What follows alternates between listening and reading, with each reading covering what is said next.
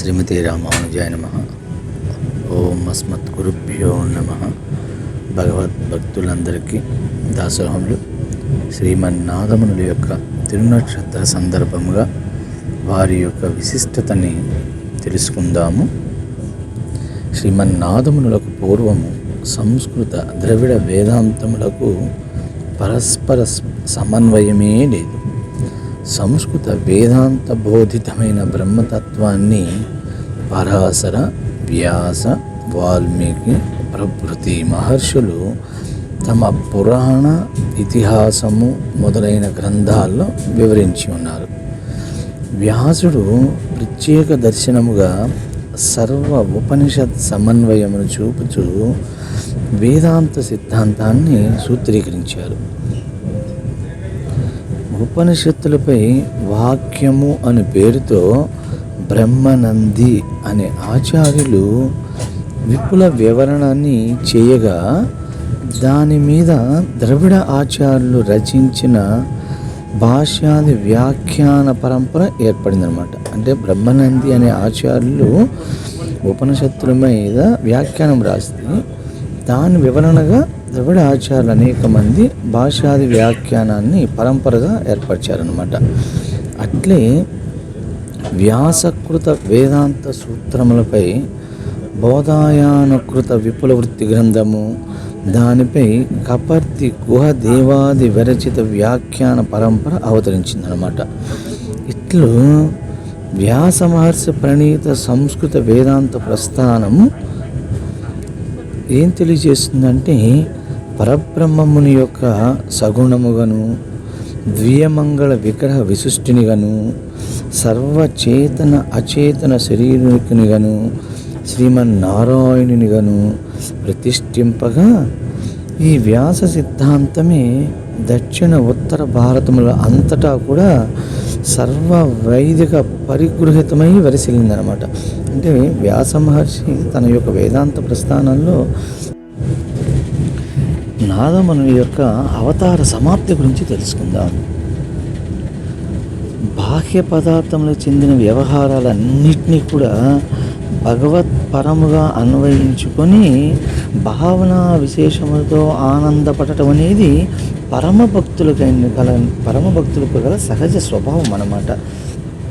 అంటే ప్రకృతిలో కనిపించేటువంటి ప్రతి దానిలో కూడా పరమాత్మ తత్వాన్ని అన్వయించి దాన్ని అనుభవించటం అనేటువంటిది భక్తులకు కలిగినటువంటి సహజ స్వభావం.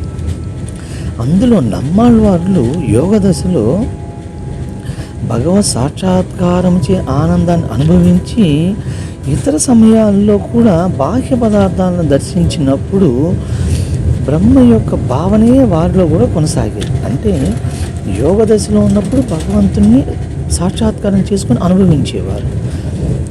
అలా కానిటువంటి ఇతర సమయాల్లో బాహ్య పదార్థాలను ఎప్పుడైనా దర్శిస్తే దాంట్లో బ్రహ్మ యొక్క భావననే కలిగేటువంటి వారు అన్నమాట. ఇది మన్నై యురుందితుగా అనే 4వ శతకంలోని 4వ దశల్లో మనకు బాగా తెలియచేస్తారు. ఈ ఆళ్వార్లు, నమ్మాళ్ళవార్లు అందంగా ఆవదోడలు ఎగురుతూ పరిగెడుతుంటే చూసి, ఇవి మా గోవిందుని మేపిన దోడలే అని పోయి కౌగులించుకునేటువంటి వారు నమ్మాళ్ళవారు. అంటే ప్రకృతిలో కనిపించినటువంటి ఆవులను చూసి అలా అనుభవించేవాడు. అలానే తెల్లని నాగసర్పాలు పోతున్నాయి అనుకోండి, ఇవి మా స్వామి యొక్క శయనమైనటువంటి ఆదిశేషమూర్తులే కదా అని భావించేవారు. అంటే ప్రకృతిలో ప్రతి దాంట్లో కూడా పరమాత్మను చూసేవారు అనమాట.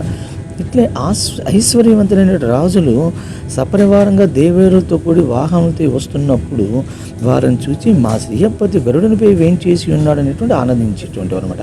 అట్లే ఎవరి భోగాన్ని చూసినా, ప్రకృతిలోని జీవులను చూసినా అది పరమాత్మ యొక్క వైభవంగానే అనుభవించేవారు. కానీ దాంట్లో ఈర్ష్యాద్వేషాలు కనిపించేటువంటి కావు వారికి. ఇట్టి భావాలే ఒకనాడు నాదమునులకి కలుగుతాయి అన్నమాట. కలిగి భగవద్ అన్వేషణగా పరుగుడుచుండగా వారి నిర్యాణానికి కారణమవుతుంది.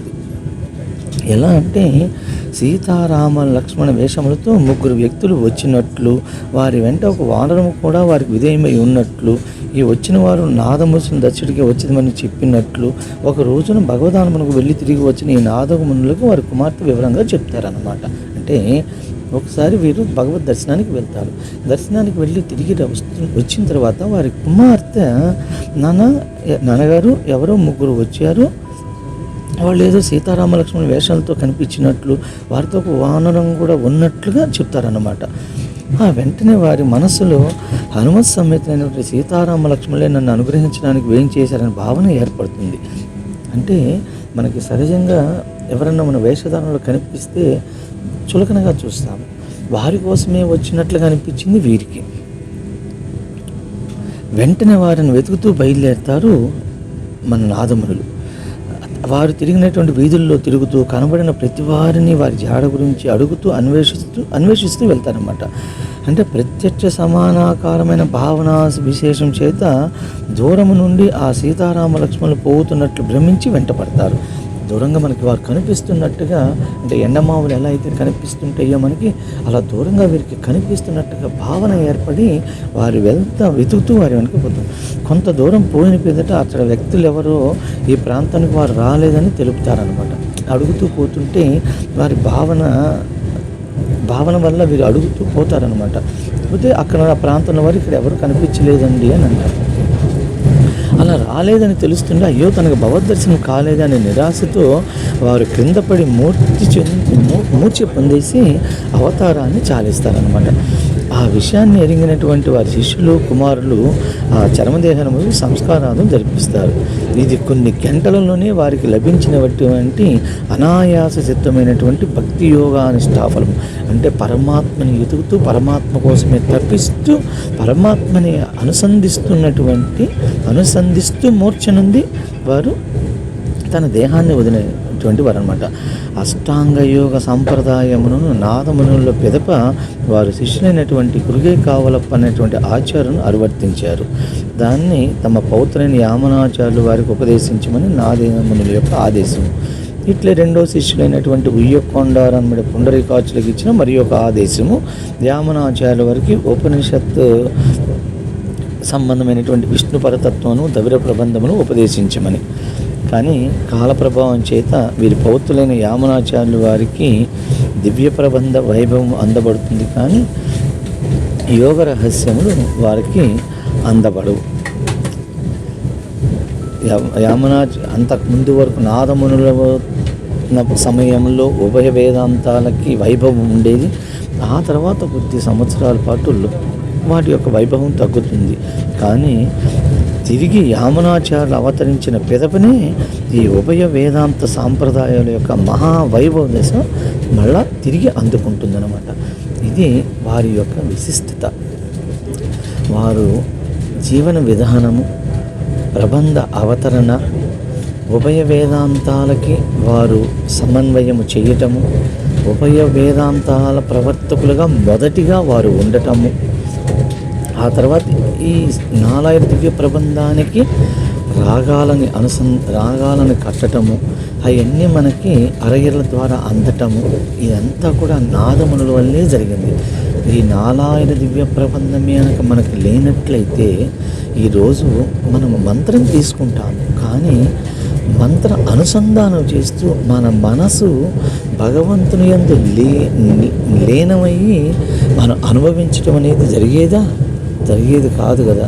కేవలం వారి అనుసంధానము వల్ల మాత్రమే మనకి ఈ దివ్య ప్రబంధం అందింది. ఇవాళ మనం ఉజ్జీవించడానికి కారణము ఈ నాలాయిర దివ్య ప్రబంధం మనకి అందటం వలనే.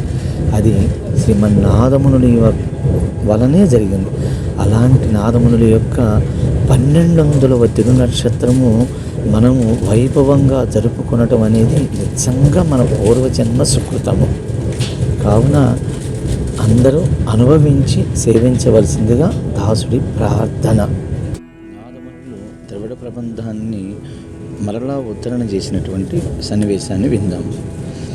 మొదట సంస్కృత వేదాంతానికే ప్రవర్తనైనటువంటి వీరు లుప్తమైపోయినటువంటి దివ్య ప్రబంధాన్ని ఉద్ధరించడానికి ఒక విచిత్రమైన సన్నివేశం జరుగుతుందన్నమాట. ఈ ఈ దివ్య ప్రబంధము వేదాల వల్లే పూర్వం కూడా పరమ ప్రమాణాలే ద్రవిడ అత్యాదరంతో లోకంలో ఉండేవి. కానీ వీటిని పఠించేవారు మరణిస్తారు అనేటువంటి అపవాదాన్ని పుట్టించి ఆ సంస్కృత వేదాంతం మీద ప్రియం కలిగినటువంటి వారు వీటిని దగ్ధం చేయిస్తారు. అలా ప్రచార లోపాన్ని పొందినటువంటివి ఈ ప్రబంధం అయిపోతుంది. అప్పుడు తర్వాత కొద్ది రోజుల తర్వాత కర్ణాటక ప్రాంతం నుండి దివ్య దేశ యాత్ర చేస్తూ గోష్ఠీపురానికి వచ్చినటువంటి ఇద్దరు శ్రీ వైష్ణవులు వీరనారాయణ స్వామిని దర్శిస్తూ మధుర కంఠంతో ఆరామముదే అడియనుడు అనే దశకాన్ని పాడుతూ అమితమైనటువంటి ఆనందాన్ని అనుభవిస్తారనమాట. అది విన్నటువంటి నాదమునిందులు ఇంత ఆనందంగా ఉన్నటువంటి ఈ పాసురాన్ని ఎక్కడి నుంచి వచ్చినా అని వారిని ప్రశ్నిస్తారు. దాంతో ఈ చివర వచ్చేటువంటి నిగమత్తిలి పాసురంలో కురుగు చెరగోపం సొన్న ఓరాయిరత్తుళ్ళిప్పత్తుం అనే మాట ఉండటం వలన ఇది ఒక 100 దశకాలు కలిగిందనేటువంటిదని, 1000 పాసురాలు కలిగినవని, కురుగాపులు ఉన్నటువంటి నమ్మాళ్ళు వాళ్ళు రాశారనేటువంటి అని తెలుసుకొని వాటిని విచారిస్తూ ఈ మొత్తం ప్రబంధం ఎక్కడ దొరుకుతుందా అని తెలుసుకొని ఆ కురుగాపురి వెళితే దొరుకుతుందని చెప్పని వెళదామనుకుంటారు. వారిని ఇంతగా ఆకర్షించడానికి కారణం ఆరామముదే అనేటువంటి మొదటి పదాన్ని వల్ల వారిని ఆకర్షిస్తున్నమాట. ఏంటి దానికి అని అంటే, ఎంత ఆస్వాదించినను తనివి తీరనటువంటి అమృతమని వలె అతి భోగ్యమైనటువంటి మధుర స్వరూపుడా అనేటువంటి ఆ పదానికి అర్థం అనమాట. ఇట్లాంటి అర్థము ఎక్కడ వేద శాస్త్రాల్లో కూడా నేను వినలేదే. అంతటి ఆనందం కలిగించేటువంటి భగవత్ స్వరూపాన్ని ఎవరో పరిపూర్ణంగా అనుభవించి రాసి ఉండటం వల్లనే అది తెలుస్తుంది అని చెప్పినని దాన్ని ఎలా అయినా సరే ఆ ప్రబంధాన్ని తెలుసుకోవాలనేటువంటి బయలుదేరి వెళతారు ఈ కురుకాపురికి. అక్కడ ఉన్నటువంటి అనేక మంది పెద్దల్ని తెలుసుకున్నాను, విచారించను, తెలియదన్నమాట దాని గురించి. చివరిలో మధురకవి ఆళ్వార్ల వంశానికి చెందినటువంటి పరాంకుశదాసర్ అనేటువంటి ఒక వృత్తులు ఈ ప్రబంధము యొక్క విశేషాన్ని తెలియజేస్తారన్నమాట. స్వామి సంస్కృత వేదం మీద మోసుగలిగినటువంటి వారు వీటిని దగ్ధం చేశారు. వాటిని పునరుద్ధరించాలంటే ఒకే ఒక మార్గం ఉందని మా పెద్దలు చెప్పేవారు. అదేమనేటువంటి నమ్మాళ్ళ వారి యొక్క ప్రిశిష్యులైనటువంటి మధుర కవి ఆళ్వారు రచించినటువంటి కన్నునసిరుత్తాంబు అనేటువంటి 11 పాసురములు కలిగిన ప్రబంధాన్ని 12,000 సార్లు ఆ చింత చెట్టు మూలన కూర్చొని నమ్మాళ్ళ వాళ్ళ సన్నిధిలో కూర్చొని జపిస్తే, దీక్షతో జపిస్తే అది మళ్ళా నమ్మాళ్ళ వాళ్ళు తిరిగి ప్రత్యక్షమే ప్రబంధాన్ని అందిస్తారు అని మా పెద్దలు చెప్పేవారు. మీ కనుక అంతటి శ్రద్ధ ఉన్నట్లయితే మీరు ప్రయత్నించండి అని చెప్పగా అది విన్నటువంటి నాదమునులు ఆనందభరితులయ్యి అక్కడే కొంతకాలం ఉండి మధుర కవులు రచించినటువంటి కన్యాశ్రిత్వం అనేటువంటి ప్రబంధాన్ని 12,000 సార్లు జపిస్తారనమాట. దయాసముద్రైనటువంటి నమ్మాళ్ళు వాళ్ళు వారికి సాక్షాత్కరించి 4,000 పాసురాన్ని అంటే మిగతా ఆళ్వాళ్ళు రాసినటువంటి ప్రబంధాలను కూడా వీరికి అందించడంతో పాటు అష్టాక్షరి ద్వైమంత్రాలను కూడా అనుగ్రహించి దానితో పాటు భగవత్ సాక్షాత్కారానికి హేతువైనటువంటి యోగ రహస్యాన్ని కూడా వీరు తెలియజేస్తారు. అలా వీరు అలా అందుకున్నటువంటి ప్రబంధాన్ని తిరిగి తన స్వగ్రామానికి వచ్చి ఈ ప్రబంధాలన్నింటినీ అధ్యయనం చేసి వారికి ఉన్నటువంటి సంగీత శాస్త్ర విజ్ఞానం చేత వాటికి రాగ తాళ స్వరాలను కల్పించి మధుర కంఠంతో తాము పాడుతూ తమ శిష్యులకి ఉపదేశించి వారి ద్వారా ఈ మొత్తం భారతదేశమంతా తిరిగి వాటికి మళ్ళా తిరిగి ప్రచారాన్ని చేస్తారన్నమాట. అంతేకాకుండా ఉపనయనటువంటి అధికారులైనటువంటి అన్ని కులాల వారికి స్త్రీ పురుష భేదం లేకుండా అందరూ కూడా శ్రీమన్నారాయణ దర్శించుకొని మోక్షానికి అర్హులేనని చెప్పనని ఈ ప్రబంధం ద్వారా తెలియజేస్తూ విస్తృతమైనటువంటి ప్రచారం చేస్తారన్నమాట నాదములు. అంతేకాకుండా ఈ ప్రబంధాన్ని చదివిస్తే మరణిస్తారని ఎప్పుడైతే అసూయతో ఇంతకుముందు దీన్ని దుష్ప్రచారం చేసి వీటిని లుప్తం చేశారో అంటే తగలబెట్టారో దానికి కారణమైనటువంటి 9లో 10 అయినటువంటి పాసుర దశకంలో శరణమాగం అనే 5వ పాసురంలో మరణమాకి వైకుంఠం కొడుక్కుంపిరాన్ చదివితే మరణం వస్తుందనే పదాన్ని తొలగించి వీరు మరణమానాలు వైకుంఠం అంటే మరణించిన తర్వాత వైకుంఠం వస్తుంది, మరణమానాలు వైకుంఠం కొడుక్కుంపిరాన్ అనేటువంటి చిన్న సవరణ చేసి ఆ ప్రబంధానికి ఉన్నటువంటి అపవాదాన్ని కూడా తెలియజేస్తారన్నమాట. ఇట్లు ఈ నాదములు ఈ ప్రబంధాల వలన ఆ ప్రబంధంలో భోగ్యతని వాటి ఉన్నటువంటి వేదాంత సారాన్ని గ్రహించి ఆ రోజులో ఉన్నటువంటి ఇతర మతాలన్నింటిని కూడా ఖండించి వీటిని విస్తృత ప్రచారం చేస్తారన్నమాట వీరు. అంతేకాకుండా వీరి దగ్గర మేధావంతులైనటువంటి శిష్యులు ఉంటే అందులో ముఖ్యమైనటువంటి కురుగై కావలప్పన్, ఉయ్యకొండ, తిరుక్కన్నమండయాన్ అనేటువంటి వారు ప్రధానులు అనమాట. వీరి ముగ్గురికి ఈ ప్రబంధ విశేషతని బాగా తెలియచేస్తారు. దాంతోపాటు వీరికి ఈశ్వర భట్ అనే ఒక కుమారులు ఉంటారు. ఈశ్వరమును అనే కుమారులు ఉండేటువంటి వారు. చివరి దశలో వీరు తన శిష్యులైనటువంటి కురుగై కావలప్పన్, ఉయ్యకొండలనే శిష్యులకు పిలిచి నా తర్వాత ఈశ్వర భట్టుల కుమారుడు అయినటువంటి యామనాచార్యులు అనేటువంటి కుమారుడు జన్మిస్తారని, వీరికి ఈ ప్రబంధ విశేషము, యోగ విశేషాన్ని తెలియచేయాలని ఆదేశించి అష్టాంగ యోగంలో నిష్ఠులయ్యి వీరనారాయణపురంలోనే శేష జీవితాన్ని గడుపుతూ కృతకృత్యాహ ప్రత్యుచ్యంతి మృత్యుం ప్రియమివాదితం అన్నట్లు భగవత్ కాటాక్ష లాభమునకే మోక్షం కోసము ఎదురు చూస్తూ అలా ఉండేటువంటి వారు నాదములు. అలాంటి నాదమునుల యొక్క 1200వ తిరునక్షత్రము మనము వైభవంగా జరుపుకొనటం అనేది నిజంగా మన పూర్వజన్మ సుకృతము. కావున అందరూ అనుభవించి సేవించవలసిందిగా దాసుడి ప్రార్థన. శుభం.